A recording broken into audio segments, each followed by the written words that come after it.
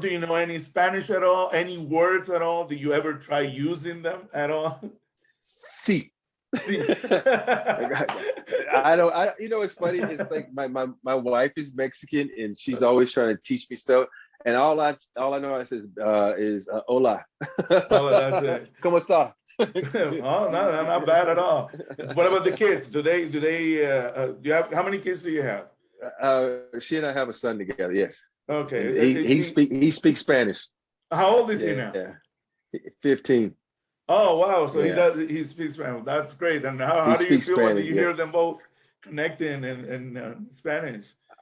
I just nod my head and keep walking, man, because I don't know what they talk about. So some of the stuff I'm picking up on. I'm not gonna lie, I'm picking up on it because when they try to talk bad about me, I'm saying, hey, I know what you're saying. I got what. So, what about the food? What kind of food do you like? Is there any specific Latin America food? I know there's LA has um, great food, but specifically Latin American. I love some chicken enchiladas, some Oh, chicken nice. enchiladas. But the thing is, I don't like refried beans. I love refried black beans. It's this Okay. place that does that. I love black beans, and so. But the best thing about it is margaritas, man. Come on, let's be real. So I know we have the Taco Tuesday, but hey, it's all about the margaritas Some for me. margaritas. Kobe Bryant was able to make that connection so easily. I mean, we know when he first arrived to the Lakers, and he recognized that fan base, and you talked about that, and he promised them that he was going to talk to them in Spanish to learn Spanish, and he did. Like, how great was that to see, and were you able to see that during that time, the way that he evolved to them? Yes, it's funny because his wife is Mexican and his Mm. daughters are mixed, like, and so we had that kind of connection. And for him, they go out and learn Spanish. Here's a funny story. Our equipment guy at the time was Mexican. His name was Rudy Garcidueñez, and I told him that I wanted to learn how to speak Spanish. So I used to sit in the back of the plane with him, and he tried to teach me. So one day I come in the locker room. He had went and wrote all the Spanish words and put it on the TV, the trash can. Everything has Spanish words on there. He's like, "You guys need to learn how to speak Spanish." And so I'm doing this because Robert said to do it. Everybody looked at me like, "Really?" I was like, "Yeah, we need to learn how to speak Spanish. We're in LA." And that lasted about a week because it got so frustrating because you couldn't roll your R's right, you couldn't pronounce stuff right. I was like, man, I give up. So I tried, man, but I just couldn't learn it, man. I don't have the smarts to learn Spanish. So, but my son does, and my wife speaks it. So, but Kobe was one of those type of people that if you told him he couldn't do something, or if he challenged himself to do something, it was going to get done. So for him to be able to speak Spanish and Italian and all the other languages he did was Five a credit to languages. his greatness. So how much of Kobe's legacy do you see around the league now with the whole Mamba mentality and everything that's surrounded him? I think it's starting to be one of those things that everybody is, dedicating their game, their swag, everything to him. There's so many guys who are repping him by having a tattoo to represent him and what he stood for this game, and it's so weird that I had a chance to play with him and get to know him and watch him develop from a pup to a grown dog. You know what I mean? So when I say that, I mean that in the most respectful way, because you have to have a lot of dog in you when you play. And what I mean by that, you had to be nasty on the court. You had to have no fear. You have to growl at people sometimes. You have to do all these things to establish yourself. And I think that's what he did as he went through this, his maturation stage from a pup. That it's literally, if you know how active puppies are and they're running around, that's how Kobe was. And he was just so active running around. And he had to learn how to hone that in and then focus it the right way. And that's just what it is. And he was one of those big dogs. When I say one of those big dogs you run from when he got on the court. And that was just a joy to have that happen on my side and to watch him, as he went through his whole career.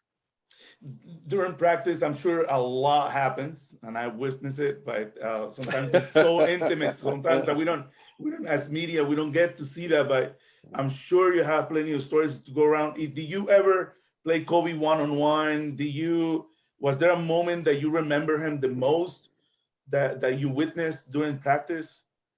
We were always, challenging each other in practice. And there was so many times that he would want to play this game. It's called a string game.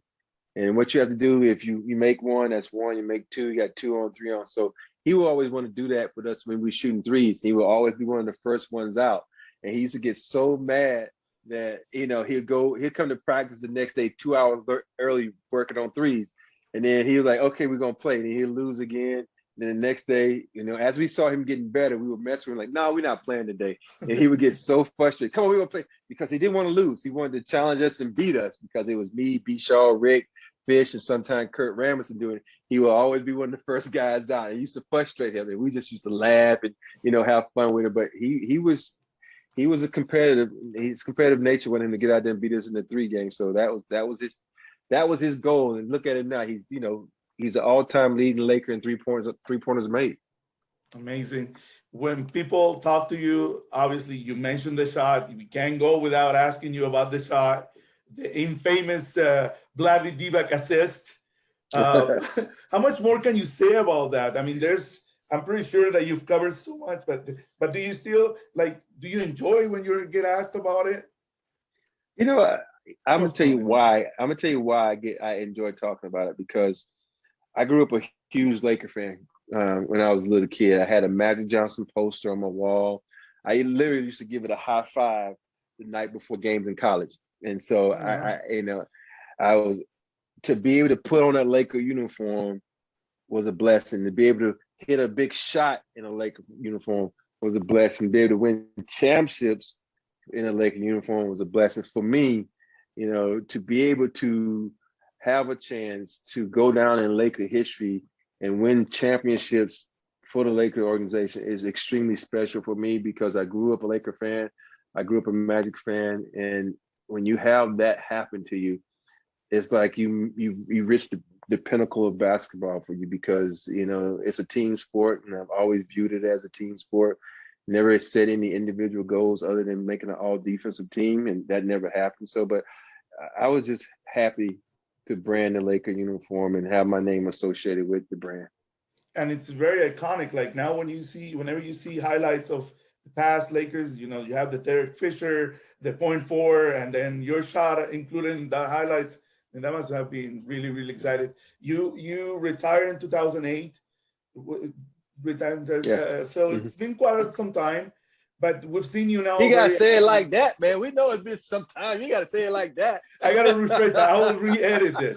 I'll re-edit it. Well, we've seen a growth in you in regards of now you're with this Spectrum Sportsnet. Now you're doing this, the after games. So how's that transition has been for you of doing all of this now? It's. I'll be honest with you. It's been a crazy ride, because I never thought my country bumpkin butt would be doing Laker television. Think about it. This is Los Angeles, California, Laker town. And here I am on Spectrum Sports, having the privilege to talk about the Lakers and be one of their analysts. And so I'm proud of myself. I'm proud that I've been able to do all the things I've done. And that has a lot to do with me playing for the Lakers. Once you don that Laker uniform, it opens up a lot of doors for me. So I'm just happy. And I never thought I'd be announcing. I never thought I'd be one of the ambassadors for the NBA as a whole. I'm just enjoying this ride, and hopefully it can last a long time, and I can, be on the side with James Worth and Chris McGee for years to come, or, whatever it may be. So it's been exciting. And thank you for asking that, because I'm proud to have matured enough and be in the situation that I am in. And I know that you're running out of time, and I appreciate that. I have a couple last questions. Go ahead, take your time. In regards to that, so was there any type of preparation for you? Because just getting out there, and it's gonna be all like I don't know, ad lib and all of that. And then look at this camera, and you got people talking on your ears. Like, how do you work out that? The key is don't listen to people in your ears. Don't listen to them. What are you doing, man? Look at me. For me, because it's you just got to come off the cuff, and when you're working with James Worthy, it's easy to just bounce ideas off of him, or he leads you to ideas. He sets you up, so he's a good setup guy. So, for me, it's just you have to watch the games, you have to know the game, and you just have to speak from the heart.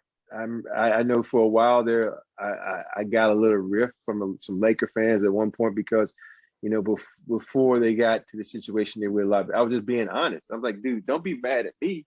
I'm just being Yes. honest. I'm telling you what I see, and they didn't want me to tell you what was obvious, and so, you know, and I think after that they started respecting the fact that I'm just being honest and I'm just telling like it is, and that's what you have to do with fans, because fans are smart.